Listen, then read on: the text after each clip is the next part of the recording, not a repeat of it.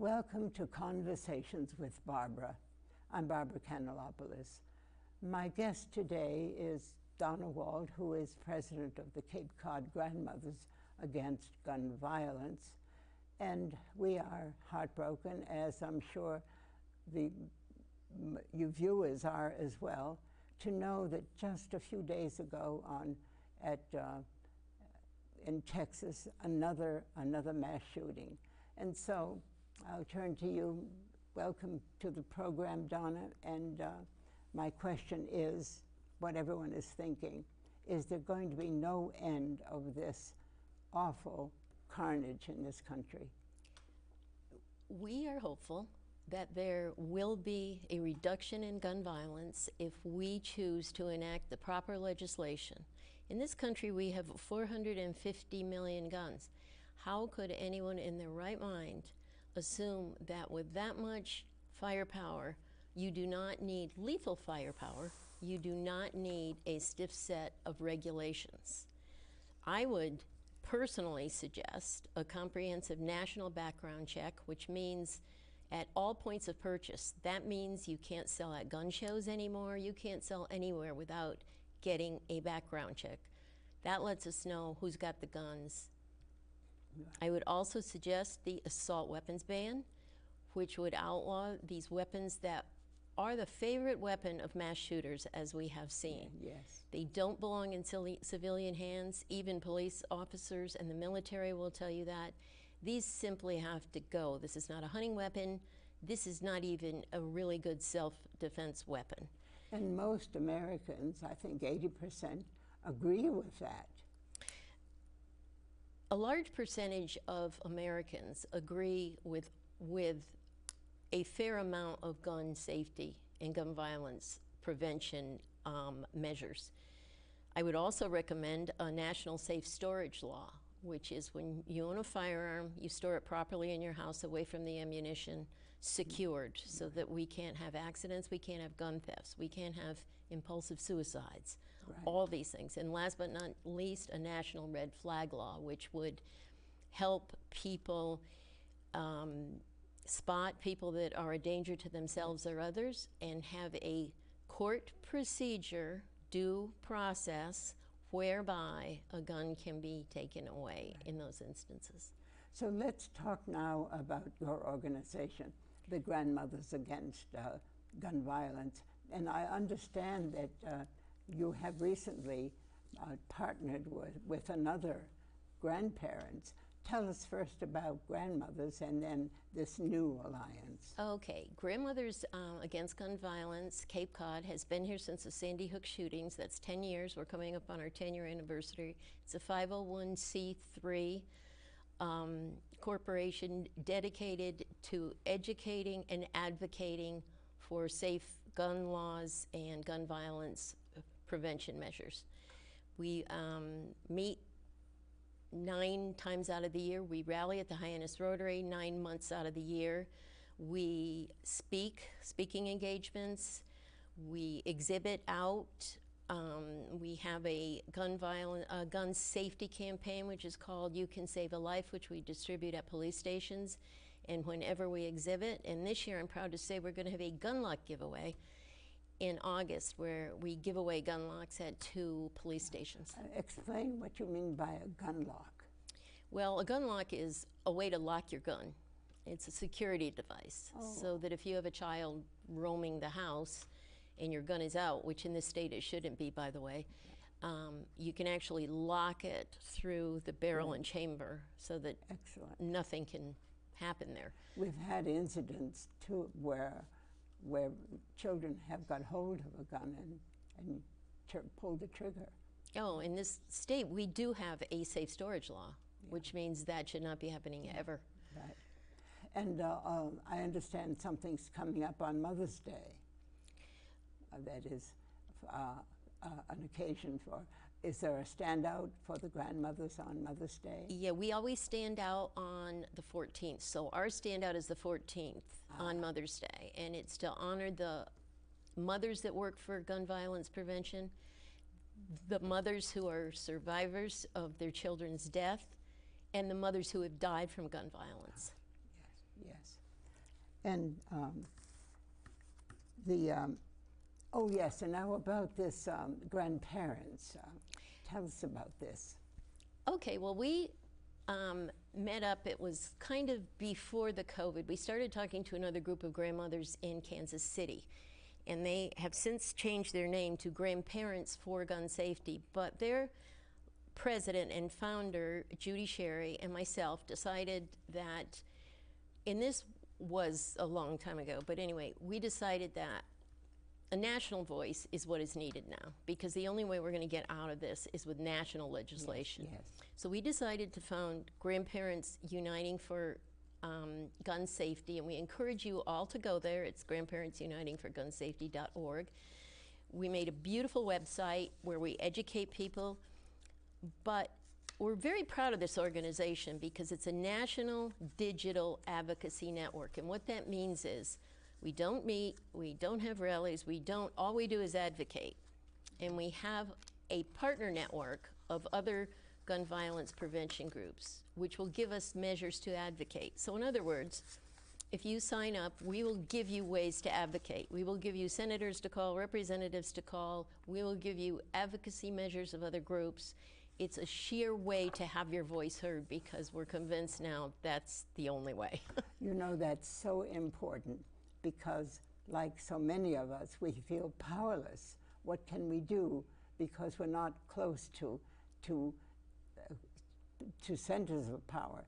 But what you're saying now is we can at least make email, write a letter, connect with our legislators, and so that gives you some sense that you're at least working toward preventing gun violence. Well, exactly. The reason we did it is we had a lot of grandparents writing us saying, do you have a chapter in Ohio? Do you have a chapter here?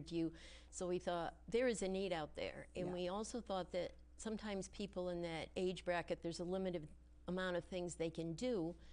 And we didn't want them sitting around feeling helpless and hopeless when they could lend their voice to things to do. So that was really the spearheading. We launched 2 weeks ago, and we have people signing up from all over the country, so it's pretty interesting. Yes, yes. And I hope that we have our website on this screen for people to sign up.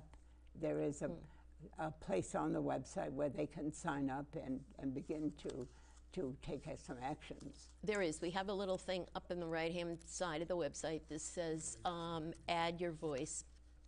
Yes. And you can go there, and there's no membership fee or anything. We are purely in this to win this, and we just want people on there advocating and signing up and doing things.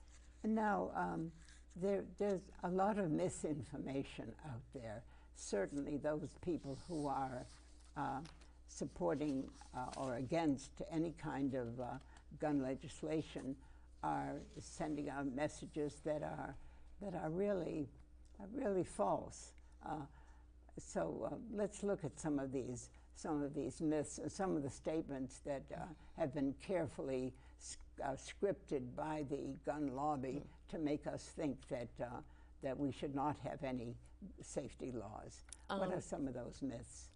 You know, I would like to just do a little plug here. Some people in the movement just wrote a book. It's called American Carnage. Yes. And it's a perfect book about all the myths of gun violence. It's one of the best pieces of research I've seen done in a long time. I would suggest, if you want to have this conversation, go out and get yourself the book because it's brilliant. I understand one of the writers lost a child in a gun an attack. His daughter, Jamie Gutenberg, was killed in the Parkland shooting in Florida. And he's been an advocate ever since, which we see with so many of these parents. They just turn around and they fight for the memory of their children. Yes. And they're amazing people, and I work with them and see them all the time, and it's amazing. But so let's talk about the myths.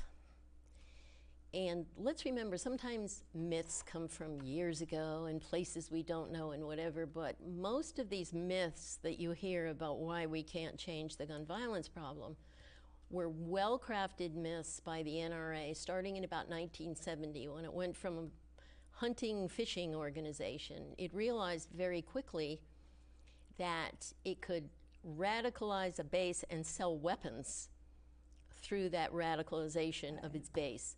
And it really turned owning a gun into an identity. Was it then that they perhaps co-opted the Second Amendment? It was very near then. There's always been a fringe percentage that was always Second Amendment folks, but they really did co-opt the Second Amendment pretty quickly. And just so you know, grandmothers in our new group, we do respect the Second Amendment as it is written.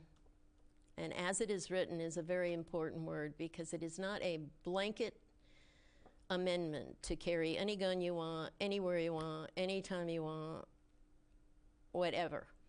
So that is the first thing. It's always the Second Amendment. Nobody is taking anyone's rights away. Nobody is taking anyone's guns away. So those are two of the big ones. Another one is the fallacy that you're safer with a gun than without a gun. Statistics do not support that at all. There have been various studies by the gun rights people that have been debunked about defensive gun use. The minute you bring a gun into your house, you're 5 times more likely to have a firearm incident in your house than you are a burglary. And that's hard evidence. That is the hard evidence. Another one is, the more guns we have, the safer we are.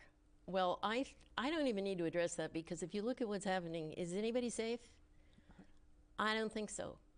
And also, I work with the police a lot, and they have even said the last thing you need at a shooting is a good guy with a gun, because you don't know who the good guy is. Yes, exactly. And a lot of people who carry firearms are not trained at all to act in a high-pressure adrenaline situation. So that is just a total falsehood for sure. Now, women, I'd really like to address, because I hear from a lot of women, oh, I'm scared, and I'm not scared if I'm carrying a gun. Well, if you look at domestic abuse alone, 9 out of 10 murders of women are committed by an intimate partner. So if you bring a gun into your house, and you already have a domestic situation going on, you actually increase your chances of dying in a gun homicide. Yeah. And let's talk about, this is not a case where the partner has mental health problems. It's a question of anger and the availability of a gun and the quick to do something that would not have happened if there was not a gun Exactly. there. It's a control issue with abusers. Exactly. And yeah, I mean, that's why safe storage is so important, because a lot of these things, including the suicides, are impulsive. Yes. And it's just, and a child playing with a gun, you know, it's just, there's just so much going on that doesn't need to happen. Yes, yes. And I think it's partly due to the fact that America went blithely along thinking everybody was still hunting and fishing and that was the end of it. Well, that wasn't what was happening. Yes, yes. And now here we are, and now we have to do something. I mean, this is... And the retort very often from those who support the availability of guns, open availability, always talk about, yes, it's a mental health problem. Let's talk about that a bit.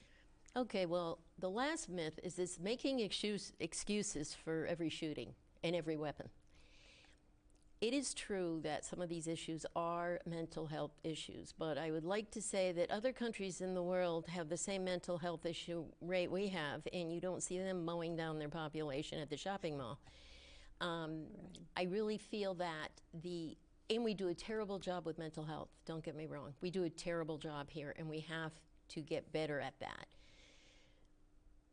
But I take it further than the mental health issue, especially in the school shootings, is why do we even have this weapon? Why do we even have this type of weapon? Right, yes. That you can, I mean, you know, in 30 seconds, you can fire a tremendous amount of rounds with these things. Why do we even have this weapon? And of course we're gonna have people with anger issues and rage issues and racist issues and all this, but why do we arm them? Why do we weaponize all that hate? Exactly. with a weapon of this caliber. Yes, yes. So now, those of us who live in Massachusetts, some people think, well, we're in Massachusetts, we don't need to worry because we have some good laws. We need more. But are we really safe in Massachusetts? Well, I would like to say that Massachusetts is number 6 in the nation for gun law strength. We all know that. We have an impressive set of gun laws that people have fought for over the years in this state. We have an assault weapons ban, which means maybe that's why we don't have school shootings. I don't know. We have a Safe Storage Act, and we have an extreme risk red flag protection order, and other various licensing, whatever laws that really keep us safe. But I would like to say that you are only as safe as the state next to you with poor gun laws. Okay, right, yes. And many of our crime guns here did not originate in Massachusetts. They originated in Alabama, in Georgia, in Michigan. So, you know, we're safe in that. I feel the laws here have helped to keep us safe, but I also feel there's some kind of a culture here that's a little different than other places. But no, we could have a shooting at the Hyannis Mall tomorrow morning. Yes, yes, and so it behooves us as citizens of Massachusetts to do what we can to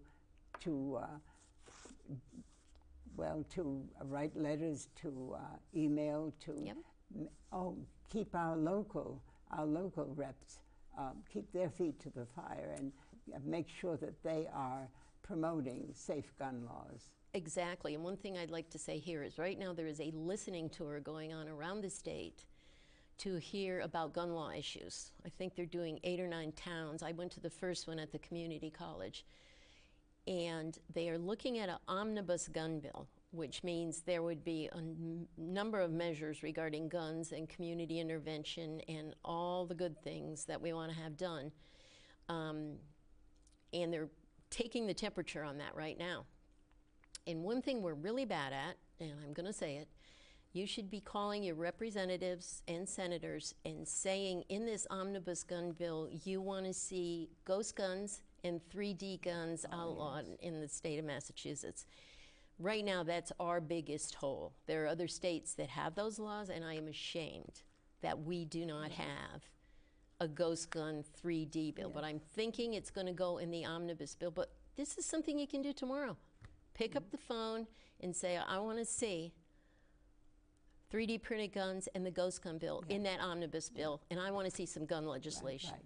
Now, for some people who may not know what you mean by a ghost gun, let's talk about what that is. Okay, what is a ghost gun? Okay, well, let's do the 3D first because they're easy. The 3D printed guns just come off a printer, a 3D printer, so that's pretty easy. But a ghost gun is a kit of parts. And it can't be regulated right now because it's not a firearm until it's assembled. Yeah. So it doesn't hit firearm laws. So it needs its own law. And then you bring home the kit, and through some drilling downstairs and some good instructions, you can make a gun. And depending on how clever you are, you can probably also modify it after you make it to be an assault weapon? Anything you want. Oh. So that's really important, and if you can't do anything else, just get on the phone and get that done, because that's critical. It's a danger to the police. I mean, you know, let me just say in closing on this one, you know that anyone making a gun in their basement is someone who could probably not get that gun through a background check. Oh, I see. So they're criminal guns. Yes, of course. Of course, why would they bother if they could simply get one that was already manufactured? Oh yeah, and there's also a big trade in those kits and making guns. I mean, you can buy the kit for $300, $400, and I saw a thing that National Geographic did, and they sell on the street to the cartels and stuff for $3,000. So it's a big profit situation, and we don't want to be in this state. We don't want to be part of that. No. So just your talk about the $3,000 makes me think the rationale for the gun lobby to want to keep gun laws, to prevent gun laws so that there will be plenty of guns available for people. The rationale is profit, profit, the money that they're making. And when we stop to think about that money is more important than human life is just stunning. Well, to me, it's sort of interesting because Americans are always all upset about what corporation is doing what to them at what time. Yes. And let's sue this corporation, let's do that. And yet they have let the gun lobby manufacturers, you know, perpetrate this crisis and have stood by and be gleefully lied to. Right. And just continue to fuel the fire. So I don't know what to say about that. I know. So we will, let's review now what ordinary citizens can do. They can, in Massachusetts, support the omnibus bill that's right now in the legislature. Well, they can demand the omnibus bill because right now it's a bunch of small bills that they're doing a tour on trying to decide what to do. I see. So they can just either, you know, demand an omnibus gun violence legislation bill. We haven't had any decent gun violence legislation in almost 2 years, and it's been there to be had. I see. So now is the time to do it. All right, right. And your colleagues in the national group are advocating for what are some of the other legislations they're advocating for at the national level? Okay, at the national level, like I said, we founded a national group. Right now, there is a huge push on to have Chuck Schumer in the Senate Judiciary, I believe, bring the assault weapons ban to the floor for a vote. Okay. Now, the reason that pressure is happening is because it's called an accountability vote, and we want to see who is with us in the Senate and who is not with us in the Senate. So right now, I guess it is, I just talked to some people today, and they said the phones were ringing off the hook at the Capitol. And so we will continue to push that. We're also, our first initiative for the new group, the United group, is Ethan's Law, which is a national safe storage law, and that is huge. It passed the House last year, and then it couldn't get out of the Senate before the session closed. So now we're going back all over again and bringing it forward, but that would be an incredible law because there would be accountability for not storing your firearms properly. Yes. And now we've talked about the website that grandmothers have. And is there a membership? People can sign up to be members. So then they're going to get emails all the time to tell them about the legislation they need to support. Right, on either site, on the Grandmothers Against Gun Violence or the Grandparents Uniting for Gun Safety. We will, I mean, you may see some duplication just because everybody isn't a member of one or a member of the other. Right. But we are totally committed. But I can't stress enough, the pressure on Washington has been amazing. Survivors' parents have been there for weeks on end for years. Yes. And we have been hammering this stuff every Monday morning forever. And it's the only way it's going to happen is if we all stand up and make the noise so loud that they have no other choice. Yes, I believe that's the case. And then donating would help because I'm sure all of this costs money. Donating always helps because what happens when you get really busy is sometimes you have to hire out for services that you might normally do yourself. So donating is pivotal here. If it's all you can do, that's enough. Yeah. And it is. I mean, do what you can do. It's better than doing nothing and you're going to feel better. Yes, that feeling of at least adding your voice to the cause and not feeling that you just have to sit back and just feel unsafe or feel hopeless. Yep. No, that is the worst thing. You feel as if one has a voice and can do something. has some agency. Well, yeah, you live in a democracy. Yes. And it's supposed to be about your voice, and it's supposed to be about participating. So when something's going wrong and people are offering you opportunities to participate, do it and you can change it. I would not have just started another organization if I did not believe that there was hope here. Yes, yes. Well, I thank you very much, and your message is a hopeful one. We need to really stay hopeful and stay engaged and do what we can.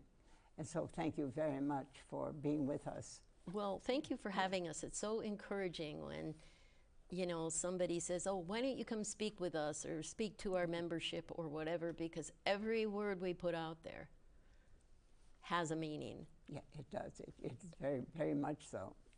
Thank you very much for viewing, and I would hope that you will become a member of the Grandmothers Against Gun Violence, and thank you for watching. And I also want to thank Glenn Rowland and Marilyn Rowland for making this program possible. Thank you very much. And again,